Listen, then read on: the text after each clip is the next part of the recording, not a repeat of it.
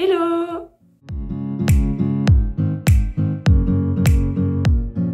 J'espère que vous allez bien, je suis trop contente de vous retrouver dans cette nouvelle vidéo du bilan déjà du 4e mois. Comme je dis à chaque fois, ça passe vraiment trop vite, c'est incroyable. Comme je vous l'ai dit également dans ma vidéo nouvelle année et nouvelle perspective, je n'ai pas pu publier ma vidéo du 3e mois parce qu'il y a eu un bug dans mon téléchargement de vidéos et tout ça. Donc je vais y revenir très brièvement parce qu'il s'est pas non plus passé grand chose. Ce qui m'a marqué, c'est pour ça que je vous en parle très brièvement, c'est l'anniversaire de mon ami polonais. On a fêté ses 21 ans et c'était super sympa honnêtement. C'est moi qui ai acheté le gâteau et les cadeaux parce qu'on fait toujours des petits cadeaux. Quand c'est les anniversaires des uns et des autres, bon on a eu que 2 anniversaires ce semestre. Mais quand même on aime bien offrir des petits cadeaux, alors c'est pas grand chose. Là du coup on lui a acheté une bouteille de Prosecco parce que c'est un grand fan de Prosecco. Buvez avec modération, attention, c'est très important. Et on lui a offert des bake rolls. Alors je crois pas qu'on ait ça en France, personnellement j'ai jamais vu. C'est des sortes de petites biscottes en forme de cercle avec un petit trou au milieu. C'est une description de donuts en vrai, mais c'est sous forme de biscottes et vous avez différents parfums. Ail, fines herbes, bacon, tomates et tout ça. Et donc du coup c'est moi qui ai été chercher ça, c'est moi qui ai été commandé le gâteau. Et on avait vraiment un super gâteau d'anniversaire, donc c'est ça moi qui m'a marqué pendant mon 3e mois. Et sinon concernant mon niveau d'anglais du 3e mois, il a pas vraiment évolué en fait. Comme d'habitude, je prends de plus en plus confiance. Je pense en anglais de manière systématique. Parfois je rêve en anglais, ça m'arrive, cette nuit encore, ça m'est arrivé. Mais globalement je vois pas non plus une énorme différence en fait. Et comme je suis toujours entourée de personnes internationales, j'ai un ami américain donc, dont la langue anglaise est la langue maternelle. Sinon on est que entouré d'internationaux autres que anglophones. Et donc du coup on ne se corrige pas entre nous puisqu'on ne remarque pas forcément que les autres font des erreurs. Puisque nous on en fait aussi. Il y a certaines fois en fait quand on ne connaît pas les mots, on essaye de le dire avec l'accent de notre pays. On essaye de prendre le mot que nous on utilise dans notre langue natale et on met l'accent anglais. Et des fois ça passe parce qu'il y a des similitudes avec le flamand et l'allemand. Alors c'est pas toujours le cas puisque le français ça reste quand même très différent de ces deux langues là. Mais des fois on essaye et c'est vrai qu'on se comprend entre nous. Et c'est pour ça que des fois mon ami américain il est un peu perdu parce qu'il dit ça c'est pas un mot en fait. Et en fait nous on se comprend parce que ça ressemble aux mots que l'on utilise dans d'autres langues natales. Donc voilà tout simplement. C'est un peu tout ce qui s'est passé dans mon 3e mois. Maintenant let's go pour le 4e mois. Donc comme d'habitude pour ce bilan du 4e mois, je vais organiser de la même façon que d'habitude en parlant de ma vie sociale, de ma vie personnelle et de mon niveau d'anglais. C'est parti. Donc pour ma vie sociale, eh bien du coup ça va être un peu large ce que je vais dire concernant ma vie sociale. Donc il y a eu Noël pendant ce 4e mois, donc le jour où je devais poster la vidéo du bilan du 3e mois. C'est le jour où je suis rentrée en France. Alors j'avais mon avion à 6h15 du matin. Pour certains ça peut paraître très tôt, et effectivement pour moi aussi c'était très tôt, mais j'aime bien le fait de partir très tôt, comme ça j'arrive assez tôt. Et finalement je suis arrivée chez mes grands-parents l'après-midi aux alentours de 14h30, 15h, et donc finalement j'avais une partie de la journée avec eux, et ça c'est vraiment quelque chose que personnellement j'apprécie, et donc ça me dérange pas de me lever très tôt le matin pour avoir mon avion. Donc du coup j'ai eu mon avion à 6h15, je suis arrivée à l'aéroport à 4h30. Évidemment il y avait personne sur la route, donc il n'y avait pas de bus, j'ai pris un taxi, mais je savais pertinemment que j'avais largement le temps, sachant que Malte, même si c'est un aéroport international, il n'y en a qu'un seul, ça reste un tout petit aéroport. Forcément, bah t'as pas à courir à l'autre bout de l'aéroport, comme à Paris-Charles de Gaulle par exemple. Je connais très bien cet aéroport, j'arrive toujours au même terminal, donc je sais très bien comment c'est organisé. Mais je sais aussi que entre le moment où j'arrive au terminal de B en général, je dois courir au RER qui est à l'autre bout, bref c'est très long. Et là en l'occurrence c'est un petit aéroport, donc je suis arrivée à 4h30 avec le taxi. Et j'étais dans la salle d'embarquement à 4h37. Je vous jure que c'est vrai. Avec tous mes colocataires et mes amis, on se disait ça ne sert à rien d'arriver 2 heures avant, parce qu'en général c'est ça qu'on nous demande, c'est d'arriver 2 heures avant le vol en fait. Mais déjà, personne n'avait dans mes colocataires ou mes amis de bagages en soute. Donc vous pouvez du coup vous permettre d'arriver un petit peu plus tard forcément, parce que vous avez juste à passer la sécurité. Et c'est vrai que comme c'est tout petit, bah comme je vous l'ai dit, il n'y a pas besoin de courir à l'autre bout de l'aéroport. Donc forcément tout est assez condensé dans cet aéroport. Donc voilà, ça allait vraiment très très vite et j'étais contente, j'ai pu me poser, prendre mon petit déjeuner. J'ai pris un petit déj au Costa Café. Il y avait plus de pain au chocolat et de croissant, du coup je voulais partir sur un sandwich. Moi je suis plutôt team salé, hein. Même le matin j'aime bien le salé. J'ai vu les prix des sandwichs, j'ai halluciné, c'est un truc de malade. Vous allez me dire oui c'est dans un aéroport, c'est toujours cher, etc. Mais là vraiment j'étais choquée, genre quasiment 4 €, le sandwich de pain de mie classique avec une tranche de fromage et une tranche de tomate, genre vraiment c'était abusé. Et j'ai payé quasiment 4 € aussi mon café alors que bah je prends un latte, truc classique quoi. Donc voilà, j'étais un peu choquée quand j'ai payé.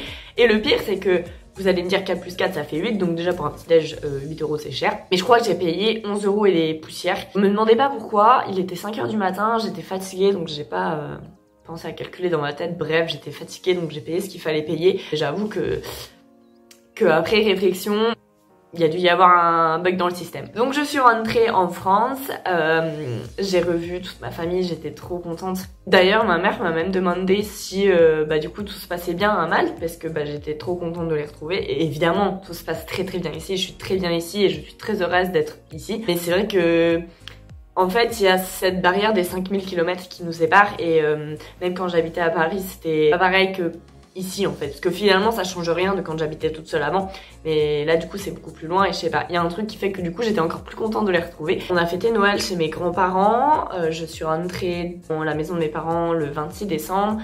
Et en fait j'avais une semaine clairement pour voir tous mes potes, donc j'avais un emploi du temps chronométré, donc le lundi il y avait ma grand-mère, le lundi soir il y avait ma soirée avec ma meilleure amie et tout ça, c'était vraiment chronométré. Quand je suis retournée sur Paris le 3 janvier du coup parce que j'avais mon avion le 4 au matin, donc je devais y être la veille, j'avais 2 heures de trou pour voir un ami. J'ai vu un ami sur ces 2 heures de trou, vous voyez, donc c'était vraiment très chronométré. Mais j'ai vraiment passé un super moment en France, c'était vraiment génial. Pour le nouvel an, j'étais avec ma meilleure amie qui est en France et des amis à elle et ça s'est trop bien passé, vraiment c'était chill et ça m'a permis aussi de me reposer un peu des soirées que je fais ici. Moi je voulais pas forcément un gros truc pour le nouvel an parce qu'on sort déjà pas mal ici. Donc ça faisait du bien aussi de faire quelque chose un peu plus chill. Cette partie vie sociale était un peu longue, mais j'ai bientôt fini. Je suis rentrée donc à Malte le 4 janvier. Je suis arrivée en début d'après-midi, je suis arrivée vers 13 h je crois. Quand je suis arrivée, c'était un peu vide à la maison. J'étais un peu surprise, mais en fait tout le monde était à la bibliothèque pour réviser. Tout simplement parce que j'étais la dernière à arriver. Le soir on a été au marché de Noël à La Valette qui était en place jusqu'au 6 janvier, donc oui il y avait encore le marché de Noël le 4 janvier. Donc on a été tous ensemble au marché de Noël et c'était super sympa. Comme toujours j'ai pas beaucoup rencontré de gens autres que bah du coup les amis que j'ai déjà, parce que bah déjà c'est quasiment la fin du semestre donc bah les groupes sont déjà faits en fait. Là on a moins cette envie d'aller vers les gens parce que déjà c'est la période des examens, donc c'est une période stressante. On passe notre temps à la bibliothèque pour travailler et donc c'est pas la meilleure manière de rencontrer des gens. Et on a surtout envie de profiter des derniers moments que l'on passe vraiment tous ensemble et donc voilà, notre but c'est vraiment plus de rencontrer des gens, enfin surtout pour mes amis qui partent en février. Et moi aussi du coup par la même occasion parce que grâce à ça du coup je passe aussi, je profite aussi de ces moments avec eux. Et une chose aussi qui m'a marqué et que j'ai kiffé pendant ce 4e mois, c'est qu'avec mon école, donc avec ma classe, en fait, on a pas mal de sorties scolaires. Comme je suis dans le tourisme et l'hôtellerie, on a des sorties scolaires pour apprendre un peu comment fonctionne, parce que j'ai aussi de l'événementiel. Et donc du coup, voilà, on a des sorties scolaires dans certains endroits pour apprendre un peu comment ça fonctionne, comment c'est organisé, tout ça. Et là, la dernière en date, c'est un hôtel 5 étoiles, le Phoenicia à La Valette. C'est un hôtel 5 étoiles et pour la première fois de ma vie je rentrais dans un hôtel 5 étoiles parce que déjà avec mes parents on va surtout quand on part en vacances c'est surtout dans des Airbnb, enfin voilà des locations, des maisons en fait. On va moins dans des hôtels et j'ai déjà été dans des hôtels, dans des même très beaux hôtels mais pas des 5 étoiles et donc là c'était vraiment, j'en ai pris plein les yeux, on aurait dit une enfant, c'était incroyable. J'ai vraiment adoré, j'ai pas forcément tout suivi ce qu'il racontait mais c'était très intéressant. Je me souviens que j'étais captivée et des fois j'écoutais pas parce que c'était tellement beau que je servais juste et donc voilà, ça j'ai vraiment adoré. Donc j'en ai fini pour ma vie sociale, passons au côté vie perso. Et bah côté vie perso, ça va, je me sens très bien ici, j'ai beaucoup de mal à me dire que c'est bientôt la fin du premier semestre. Je suis à la fois soulagée parce que c'est vrai que c'est bientôt la fin des examens et c'est une période assez stressante les examens. Et si je pense que je suis la personne avec le moins d'examens. Moi personnellement du coup comme c'est la partie vie perso, ça va. Je sais que mon 2e semestre va être très chargé. J'ai déjà un ami qui vient me voir en février, j'ai ma meilleure amie qui vient en mars. En avril, il va se passer quelque chose, je vais vous montrer. Déjà, il y a mon anniversaire, tout simplement. Donc, je vais fêter mon anniversaire. Mes parents vont venir me voir. Peut-être que j'ai des amis qui sont là actuellement, qui reviendront me voir aussi fin avril, début mai. Mais c'est vrai que voilà, ça fait un peu bizarre de se dire que c'est bientôt la fin pour eux et on évite tous d'y penser, je pense. Si, un truc dont j'ai pas parlé sur la chaîne et dont je ne parlerai pas, mais je vous donne quand même l'information. Je crois que j'ai déjà dit, alors je ne sais plus si je l'avais dit dans la vidéo bilan du 3e mois qui n'a donc pas été postée ou si je l'ai dit dans une autre vidéo. Mais il y a un moment où j'ai été un petit peu en froid avec un ami, mon ami américain, dont je ne donnerai évidemment pas le prénom. Alors c'est plus moi qui étais en froid avec lui que l'inverse, parce que voilà, il a fait des choses qui m'ont un peu déplu. Et donc j'évitais un peu de lui parler. Et je me suis dit qu'après les vacances de Noël, voilà, je me suis dit nouvelle année, j'essaye de changer un peu et de travailler sur moi. Et donc j'ai essayé de prendre sur moi et de recommencer à lui parler de façon tout à fait normale, sans non plus avoir des grandes conversations, hein, c'est pas ce que je dis, mais voilà, essayer d'un peu revenir vers lui. Alors que bon, en soi, c'est purement subjectif comme avis, hein, mais je trouve que c'est plutôt de sa faute ce qui s'est passé. Mais en tout cas, j'ai essayé de revenir vers lui et ça se passait bien. Et il a refait quelque chose qui m'a vraiment beaucoup déplu et qui au final m'a dégoûté de lui. Mais vraiment, genre, vraiment beaucoup. Et j'en reviens presque à regretter le temps que j'ai passé avec lui avant. Mais je n'en parlerai pas plus parce que pour le coup c'est vraiment trop personnel, c'est même voire intime. Il y a que ma meilleure amie qui est en France et mes 2 meilleures amies d'ici qui sont au courant de ce qui s'est passé et personne d'autre en fait, parce que je veux pas en parler, c'est trop intime et c'est quelque chose qui me touche parce que en fait moi le but de revenir vers cette amie c'était aussi bah voilà, de dire on fait la paix, on est tous les deux là pour 1 an parce que lui aussi reste jusqu'au mois de juin. Donc autant que ça se passe bien entre nous en fait, parce que bah de base j'avais pas envie de couper les ponts quand mes potes allaient partir, quand nos amis en fait allaient partir, et donc du coup bah je pense que c'est raté. Mais c'est pas grave, c'est la vie et je pense que je vais me refaire d'autres amis et c'est ça le plus important en fait, tout simplement.